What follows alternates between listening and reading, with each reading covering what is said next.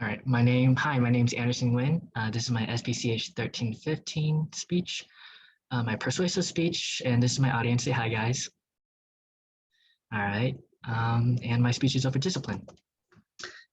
Every parent faces the challenge of determining how to discipline their child. It is difficult to control your temperature when you're dealing with an angry teenager or a screaming toddler. Neither parent wants to end up in such a situation. And shouting or physical violence does no good. Over the past 20 years, the American Academy of Pediatrics, or the AAP, showed that spanking is ineffective at changing unwanted behavior and increased aggression within the child. Additionally, it also increases the risk of hindered brain development and mental health disorders. According to the AAP, it is important that a parent should teach good behavior rather than disciplining bad behavior. In a study of children born in 20 large US cities, it is discovered that spanking resulted in a vicious cycle with more spankings causing more misbehaviors in turn. It is also possible that effects of spanking go beyond the parent-child relationship. We teach that causing someone else pain is okay if you're frustrated, even with those you love, which causes spanked children to be more likely to cause harm to others whether things don't go the way they want to. Children under 18 months of age are particularly vulnerable to physical punishment, and it may leave other measurable marks on their brains and bodies. Spanking leads to higher levels of hormones linked to toxic stress and damages the brain development in children.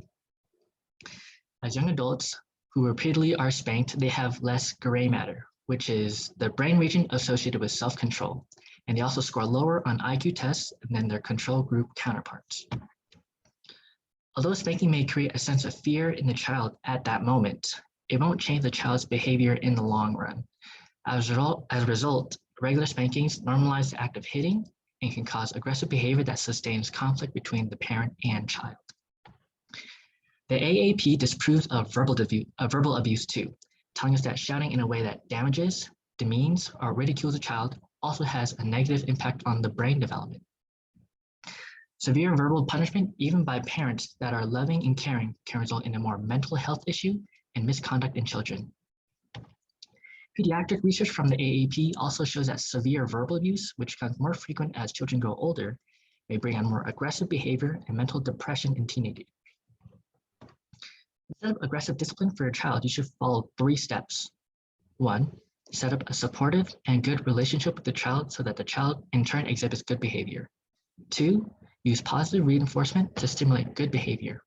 And 3, for negative behavior, use tactics such as timeouts or taking away a child's favorite privileges. Additionally, you can also make it a priority to remain calm with the understanding that your child looks to you to be an example of how to behave. With repeated trials and research, it is clear that yelling and physical discipline are ineffective and will do more harm than good. Frequent yelling and physical abuse can even negatively affect a child's life. In addition to creating toxic stress, it can also result in a variety of adverse outcomes, including dropping out of school, depression, substance abuse, suicide, and heart disease. In the positive discipline approach, rather than punishing or telling your child what not to do, the focus is on establishing a healthy relationship with your child and setting behavioral expectations. Continue to exhibit a decent amount of attention and love, and take some time out of your day to talk to your child.